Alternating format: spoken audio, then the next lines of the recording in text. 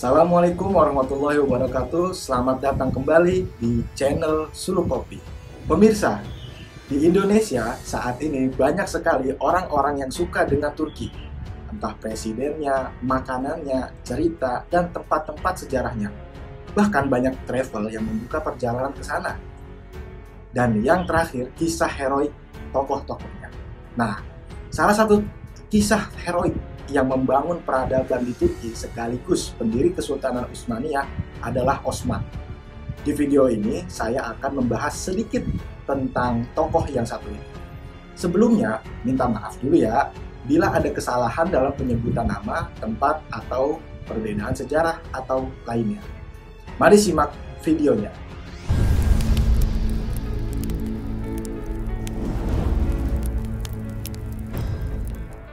Osman I lahir pada tahun 1258 Masehi di kota Shogun. Osman mempunyai ayah yang bernama Ertuğrul.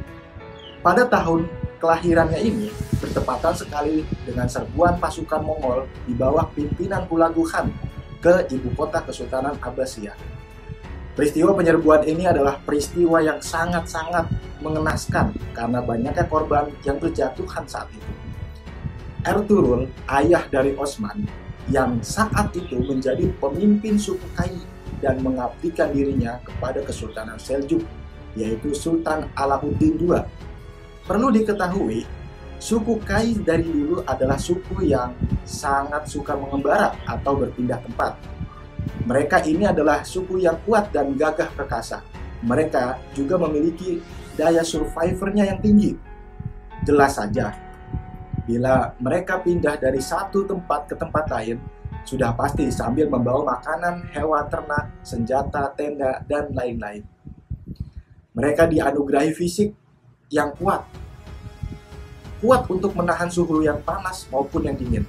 Ertuğrul sebagai pemimpin suku Kai melatih dan mendidik anaknya untuk menjadi prajurit yang tangguh agar bisa meneruskan dan mengemban kepemimpinan di masa yang akan datang untuk menggantikan ayahnya. Saat Osman dewasa, Osman menikah dengan seorang wanita yang bernama Mal Khatun, yaitu seorang wanita cantik, anak dari seorang syekh yang bernama Syekh Edebali. Mal Khatun ini adalah seorang wanita yang terpelajar. Saat itu, Mal Khatun juga terkenal dengan kecantikannya. Karena saking cantiknya, Mal Khatun dijuluki bulan yang bersinar. Dari pernikahannya itu, ia dikaruniai dua orang anak. Yang pertama bernama Alaeddin dan yang kedua bernama Orhan. Alaeddin bukanlah seorang prajurit, akan tetapi dia seorang yang terpelajar. Dia menyibukkan dirinya belajar ilmu agama dan ilmu hukum.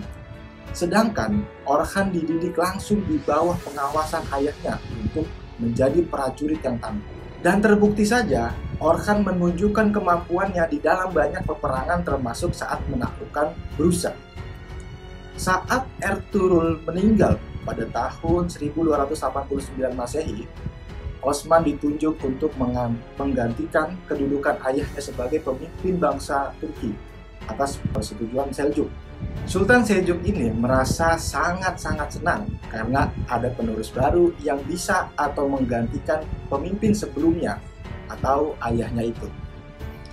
Osman diberi jabatan sebagai kepala perang tentara Sultan Alauddin II. Tentara yang diasuh oleh Osman juga menjadi tentara pelopor Sultan atau Muqaddamah Sultan. Karena setiap peperangan tentara Osman ini berada di garis terdepan. Dengan kesetiaan dan kegagah perkasaan Osman, dia diberi gelar Bey. Sayangnya Sultan Alauddin II pada Osman diizinkan untuk mencetak mata uang sendiri, bahkan didoakan terus dalam setiap khutbah Jumat. Selain itu, wilayah Osman bin Ertuğrul ini diperluas dan setiap daerah yang ditaklukkannya digabung ke wilayah pemerintahan. Berkat sayangnya Sultan Alauddin II, akhirnya Osman memiliki semuanya. Tapi hanya satu yang belum dimiliki Osman, yaitu mahkota raja. Walaupun belum menjadi raja, Osman dijadikan gubernur yang sangat penting di Kesultanan Seljuk. Di sisi lain, Utsman sendiri memang orang yang pantas mendapatkan itu semua, karena Utsman adalah orang yang pintar berpolitik dan berperang. Walaupun Utsman sudah mendapatkan segalanya, ia tidak diam dan bersantai-santai. Utsman pun terus melakukan perluasan wilayah, sampai akhirnya dia menaklukkan kota Qurrah Hishar, milik Imperium Romawi Timur. Kota itu kemudian dijadikannya ibu kota oleh Utsman, yang sebelumnya beribu kota di Shogun. Pada tahun 1299, bangsa Mongol yang dipimpin oleh Ghazan Khan menyerang wilayah Seljuk.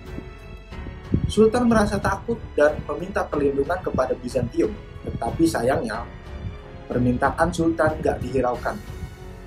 Utsman dengan gagah perkasa mempertahankan wilayahnya dan wilayah Sultan Alauddin II yang telah berjasa padanya, sehingga serangan hebat bangsa Mongol dapat digagalkan. Akan tetapi, tak berserang lama setelah perang, Sultan Alauddin meninggal dunia. Sayangnya, keturunan Sultan tidak ada yang pantas menggantikan beliau. Dan apa yang terjadi? Kerajaan Seljuk terpecah menjadi kerajaan-kerajaan kecil. Keadaan umat Islam saat itu sangat-sangatlah kacau. Umat Islam pada saat itu marak berbuat dosa, maksiat, mereka lemah, takut mati, dan cinta dunia. Maka dari itu, bangsa Mongol dengan mudahnya menghancurkan kehormatan umat Islam.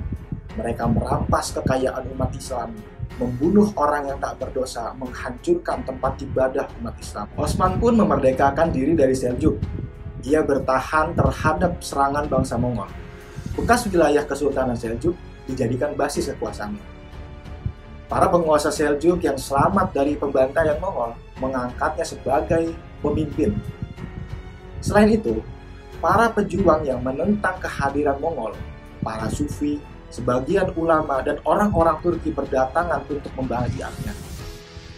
Sehingga seluruh bekas wilayah Kesultanan Seljuk menjadi wilayah kekuasaan Utsman, dan seluruh kaum muslimin menyatakan tunduk, patuh, serta memohon perlindungan kepadanya dari kekejaman bangsa Mongol. Umat Islam yang sudah berada di puncak kelemahan dan kehancurannya menjadi titik balik kebangkitan dan kemenangannya.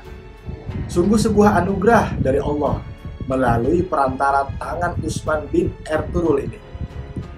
Peristiwa itu kira-kira terjadi pada tahun 1300 Masehi. Akhirnya Utsman bin Ertugrul mendeklarasikan dirinya sebagai Padishah Al-Utsman atau Raja Besar keluarga Utsman dan mulai memperluas wilayahnya. Nama Utsman inilah yang diambil sebagai nama kerajaan Turki Utsmani. Langkah Utsman setelah menjadi raja adalah mengirimkan surat kepada raja-raja kecil untuk memberitahu bahwa dialah raja yang terbesar sekarang. Isi surat pada raja-raja kecil itu adalah: yang pertama, tunduk dan memeluk agama Islam. Yang kedua, membayar jizyah. Yang ketiga, diperangi. Banyak dari mereka yang tunduk dan memeluk agama Islam. Sebagian yang lain mau membayar jizyah, tapi ada pula yang menentang dan bersekutu dengan beberapa bangsa Mongol untuk melawannya. Utsman tentu saja tak gentar menghadapi mereka. Orhan selaku anaknya diperintah untuk memimpin pasukan melawan bangsa Mongol itu. Dengan sangat mudahnya, bangsa Mongol itu dikalahkan. Pada akhirnya semua manusia pasti kembali kepada Allah. Begitupun Utsman bin Ertugrul ini. Ia meninggal dunia pada tahun 1304 Masehi di atas tempat tidurnya dalam menaklukkan kota Brusa. Sebelum meninggal, ia menunjuk anaknya yang bernama Orhan, yang pada saat itu berusia 42 tahun, karena Orhan telah dididik sebagai prajurit dan telah menunjukkan kemampuannya selama peperangan. Utsman juga sempat berwasiat kepada anak-anaknya untuk selalu menegakkan agama Islam, selalu menegakkan jihad di jalan Allah, berbakti pada Islam, dan berpegang erat dan panji-panji Islam yang mulia. Barang siapa yang menyeleweng dari kebenaran dan keadilan, maka dia tidak akan pernah menerima syafaat Rasulullah di padang mahsyar. Dari wasiat ini, para penerusnya menjadikan pegangan untuk menjalankan pemerintahannya. Mereka memperhatikan lembaga-lembaga riset ilmiah, kualitas militer, menghormati ulama, dan konsisten dengan jihad fisabilillah. Demikianlah cerita tentang Osman I atau Osman bin Ertugrul yang namanya menjadi Kesultanan Utsmaniyah. Semoga bermanfaat. Wallahul muwaffiq ila aqwamit thoriq. Wassalamualaikum warahmatullahi wabarakatuh.